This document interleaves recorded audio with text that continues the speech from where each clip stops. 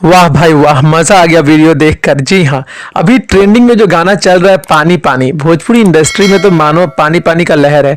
जी हाँ, खेसारी लाल यादव ने एक रील बना के शेयर करा है। भाई वीडियो देखो, मजा आ जाएगा। नमस्कार, आप देख रहे हैं आपका अपना चैनल दयाशंकर ओझा। चैनल पर नए हो सब्सक्राइब कर दो। अरे देख क्या रहे हो यार, वीडियो को लाइक तो करो, लाइक इतना करो कि बाउंडर आ जाए भाई।